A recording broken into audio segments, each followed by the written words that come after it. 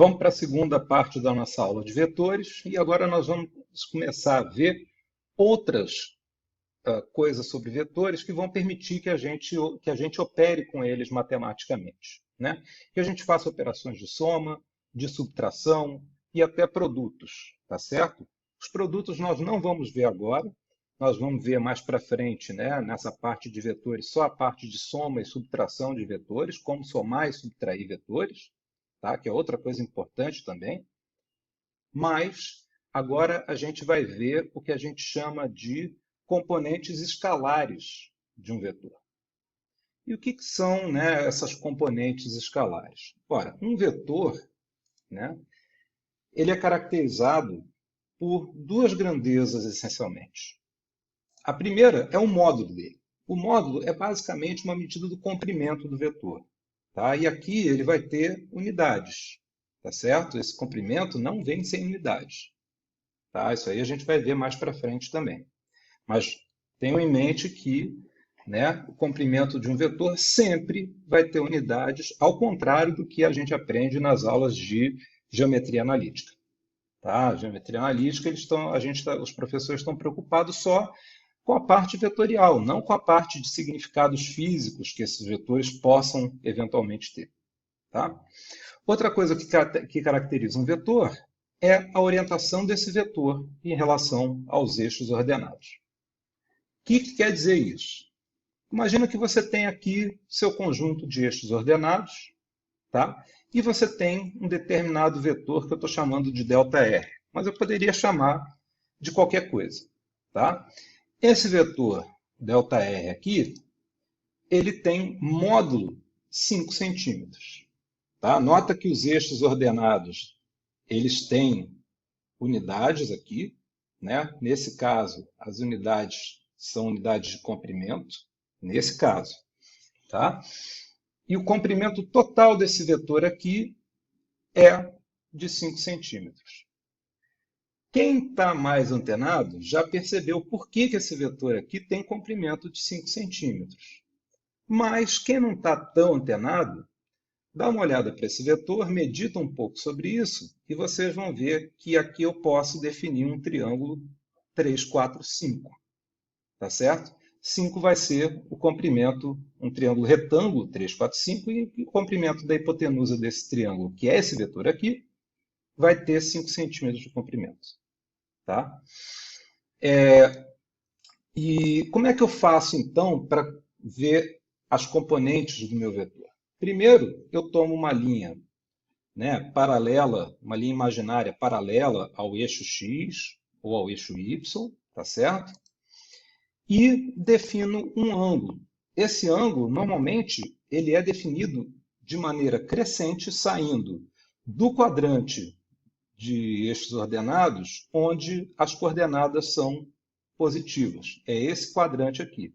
Então, você sai daqui e orienta o seu ângulo de modo que ele cresça em sentido anti-horário. Tá certo?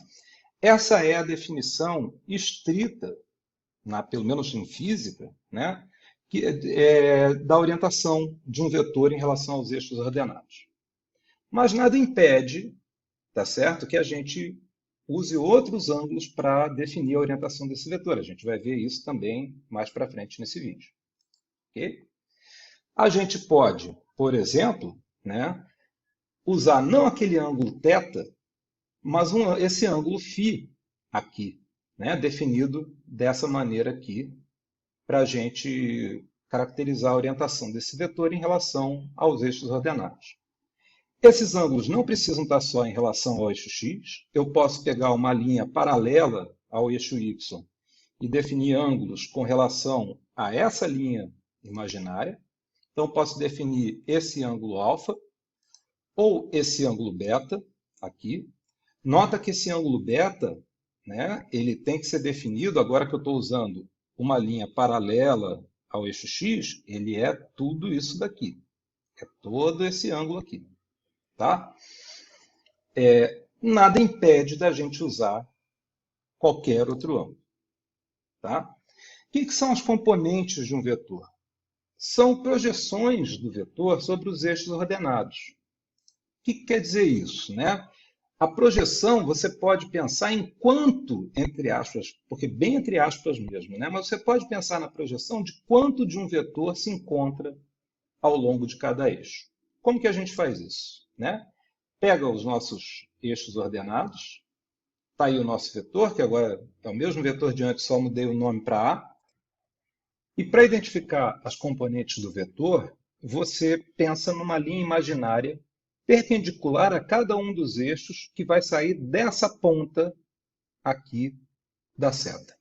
Por exemplo, para identificar a componente x do vetor, você vai pensar numa linha imaginária que sai da ponta da seta e cai perpendicularmente sobre o eixo x, e a componente x vai ser a seta que sai da cauda do seu vetor original até aonde a linha imaginária cruza o eixo do x.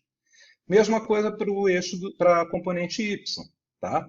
Você pensa numa linha imaginária que sai da ponta da seta e vai até o eixo y, e a componente y vai ser um outro vetor, uma seta, que vai sair da cauda do seu vetor original e vai chegar até o lugar onde essa linha imaginária cruza o eixo.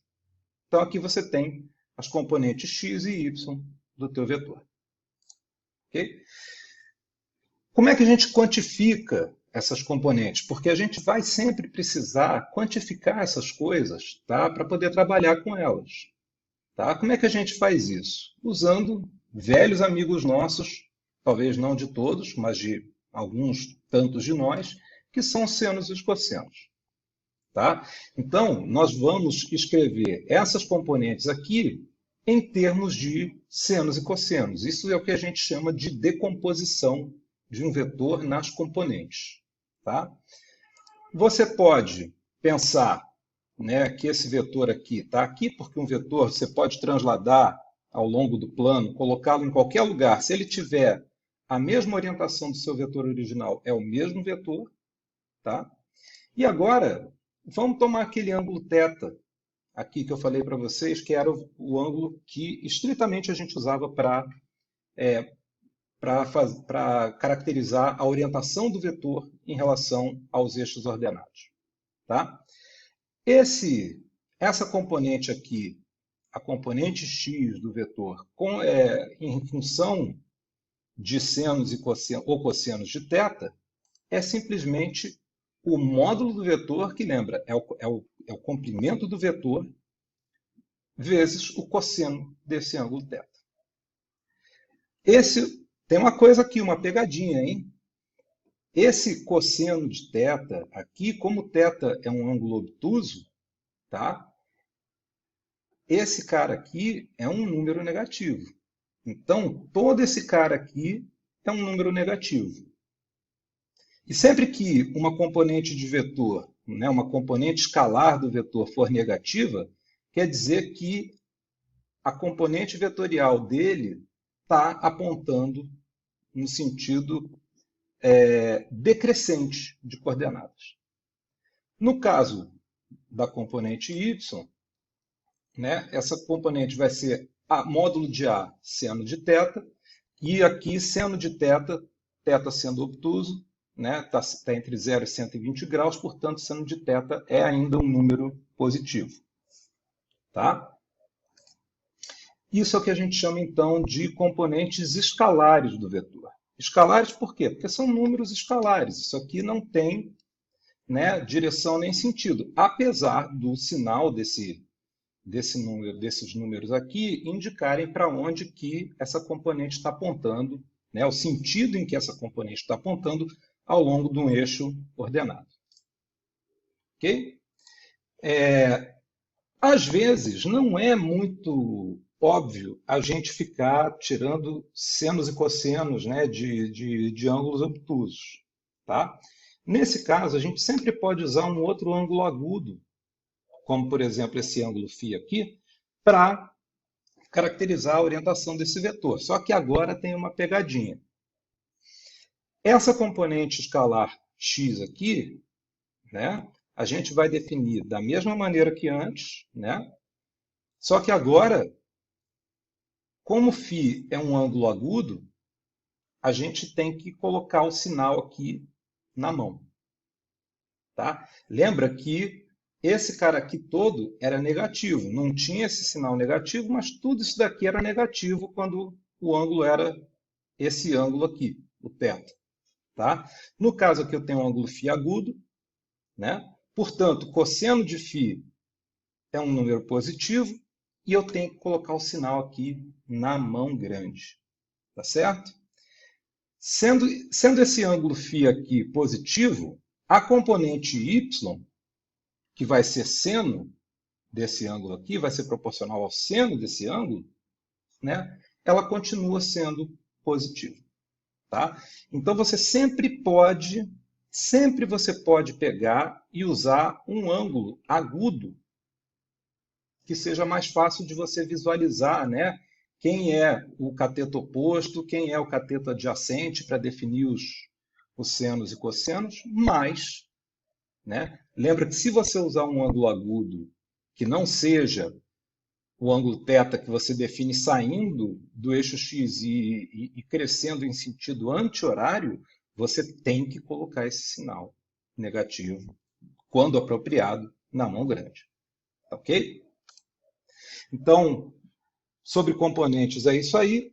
No próximo vídeo, a gente vai começar a ver, né, vai ver como é que a gente realmente decompõe os vetores nas componentes vetoriais.